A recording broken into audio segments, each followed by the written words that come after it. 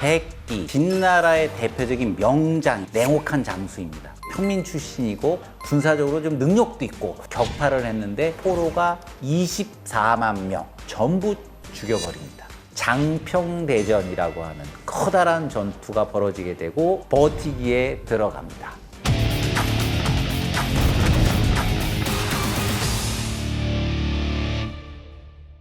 연파란 사람은 어떤 사람이냐면 이미 많은 전쟁을 겪었어요. 전국시대 4대 명장 중에 한 사람이죠. 수비 쪽에는 굉장히 나름의 특기가 있는, 버텨서 이 진나라가 식량도 떨어지고 보급이 잘 못 되고 있을 때 그때 공략하자. 진나라 너희들 이제 두고 봐라. 이렇게 되면 이제 진나라 공격하는 입장에서는 굉장히 골치 아픈 상황이 된 거죠. 공략해도 되지를 않네. 아무리 해도 싸움을 걸어도 나오지도 않네. 아, 이거 어떡하지? 그러니까 이러지도 저러지도 못하는 거예요. 보급만 계속 들어갈 것이고 군대도 거기 묶여 있잖아요. 혹시 다른 데서 누군가가 슬그머니 우리를 공격해 들어오면 이것도 골치 아프고 전쟁을 끝내긴 끝내야 되는데, 그러니 이제 당연히 작전회의를 열 수밖에 없습니다. 자, 모여봐. 소양왕 입장에서 보면 야, 우리 이거 어떻게 하면 좋을까? 계속 할까? 아니면 철수시킬까? 근데 철수시키고 나면 진나라 입장에서 위신이 땅에 떨어지는 거고, 이제까지 진한테 좀 굽신굽신 됐던 친구들이 야, 이거 진나라 별것도 없는데 안 되겠는데 굳이 우리가 충성할 필요가 없을 것 같은데 아, 이걸 해결해야 되는데, 그때 나선 게 바로 범수입니다. 나름이 이제 이게 머리가 굉장히 좋잖아요. 스파이들을 딱 시켜서 돈을 가지고 가서 조나라의 고위층들을 만나라. 어떤 정보를 흘렸냐면 조사라고 하는 장군, 그 아들이었던 조갈이 장군이 되면 이거 굉장히 골치 아플 것 같다. 진나라 입장에서 보면 연판 상대하기가 되게 쉽다. 조나라 국왕 입장에서는 그걸 귀족들이 와서 막 얘기를 하고 있으니 연파가 좀 마음에 안 들어요. 왜? 군대를 사실은 지금 조나라에서 많이 뽑아보냈을 거 아니에요. 정예병을 막 뽑아보냈는데 첫 판에 조금 졌다고 수비만 하고 있다. 야, 그럼 문제는 언제 해결할 건데? 진나라는 언제 박살을 내고 올 건데? 이러고 있는 상태였거든요. 그런데 그런 소문들이 막 들려온단 말이에요. 아, 그래? 그러면 연파 얘 잘라. 조갈을 장수로 임명을 해버리죠. 조갈이라고 하는 인물은 어떤 인물이냐면 아버지가 명장이에요. 근데 이 조갈은 머리가 좋아요. 머리가. 저는 공부가 시원찮은데 조갈은 모범생. 토론에 들어가면 져본 적이 없어요. 백전노장인 자기 아버지하고 토론을 했는데요. 조갈이 이겨요. 쉽게 얘기하면 조갈은 병법에는 대가예요. 최고로 배운.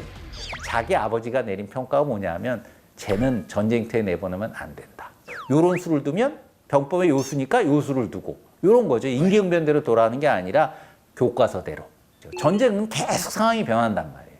그래서 이 조갈을 원한 겁니다. 진나라 입장에서. 그러고 난 다음에 진이 무슨 일을 하느냐. 슬그머니 백기를 최고 상장군으로 딱 임명해서 이 사실을 발설하는 자 전부 비밀 유지, 이게 서약서 다 쓰고 백기가 몰래 지휘관이 돼서 진나라 군대를 데리고 나가는 거죠. 자, 생각해보세요. 연파군은 수비만 했죠. 그러면 조갈이 가서 수비만 해서 되겠어요? 안 되죠. 공격, 앞으로 공격, 또 앞으로. 이게 또 할 때마다 진나라 군대가 계속 깨지네요. 그게 진의 군대가 이미 그걸 간파를 하고 있으니 슬금슬금 져주는 거예요. 계속 도망을 가기 시작하죠. 이게 조갈 입장에서 보면 이야, 이게 역시 나의 병법이 먹히는구나. 나는 역시 천재야. 사람이 이럴 때 조심해야 돼요. 사람이. 그게 운인지 아니면 상대방의 계략인지 진짜 자기 실력인지 이걸 구분을 해야 되는데 보통의 사람은 그게 구분이 안 돼요. 이게 진짜 실력으로 안다니까요. 그냥 무조건 후퇴하는 건 아니죠. 조나라 군대를 이제 진나라 보루 있는 데까지 끌어들인 거예요. 진나라 보루에 딱 도착했는데 진나라 보루가 이게 강력하니까 함락을 못 시키는 거죠. 이 협공을 가하도록 보루를 딱 짜놓고 복병 25,000명, 기병 5,000명을 동원해서 조나라 군대를 공략을 해서 두 토막을 내버립니다. 한 군데는 완전히 포위가 돼버렸으니 식량이 공급이 안 되잖아요. 진서양왕도 드디어 떼어놨다. 조나라 군대가 전체가 거의 다 온 거지 직접 근처까지 와가지고 백성들을 총동원령을 내리고 그 대신 너희들에게 벼슬을 하나씩 더 주겠다. 15살 이상의 남성들은 다 전원, 너희들은 가서 식량 공급을 막아라. 시간이 흘러 40여일 지나니 식량은 이미 떨어진 지 오래고 심지어는 서로 잡아먹는 상황이 벌어질 정도로 이제 상황 자체가 심각하게 된 거예요.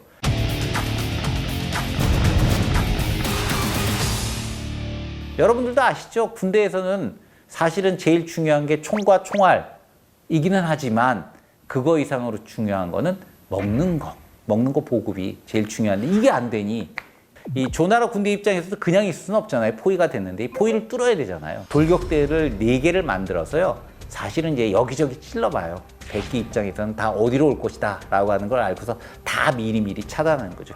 조갈이 아이 답답하네. 드디어 최정예병은 나와.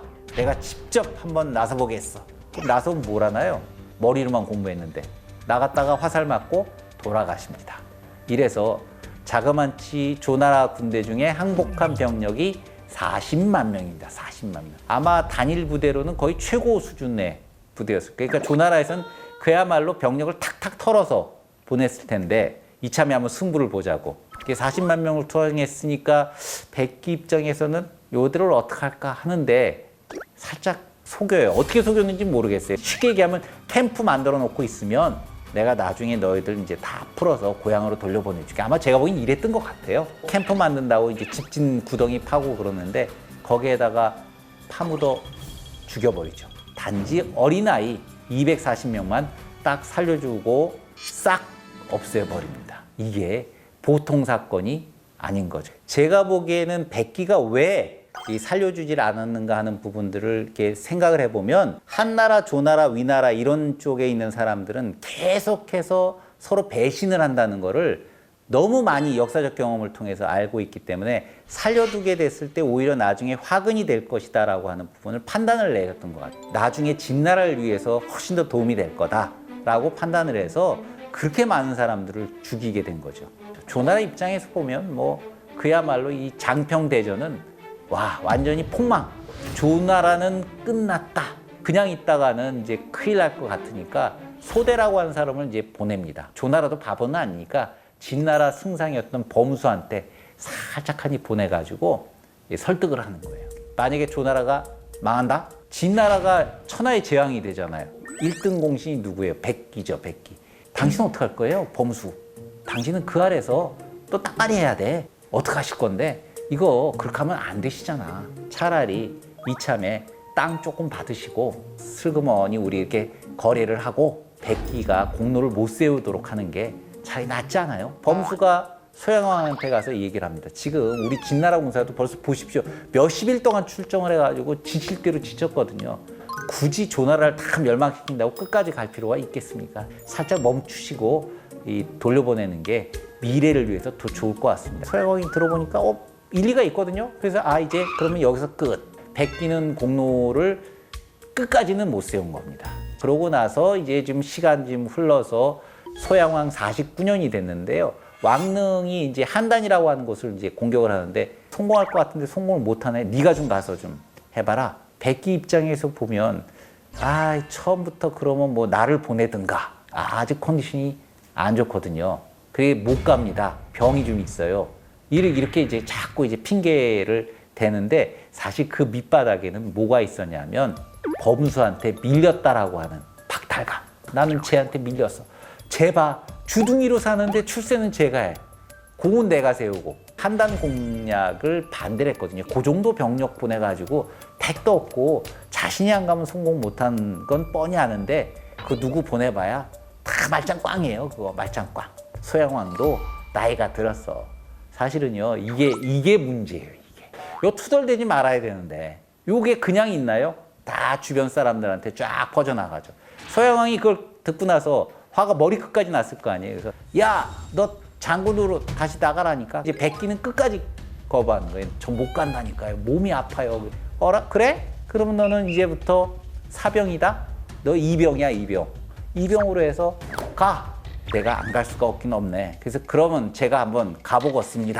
근데 진소양은 벌써 마음에 안 들었던 거죠.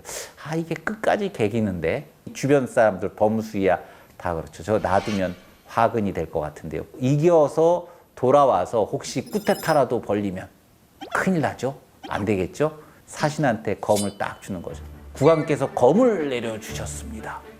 무슨 뜻일까요? 뭘 무슨 뜻이야? 인마 나보고 죽으란 얘기지. 그래서 처음에는 자기도 황당했을 거 아니에요. 나는 충성을 다했는데 내가 도대체 뭔 죄를 졌길래 이런 운명을.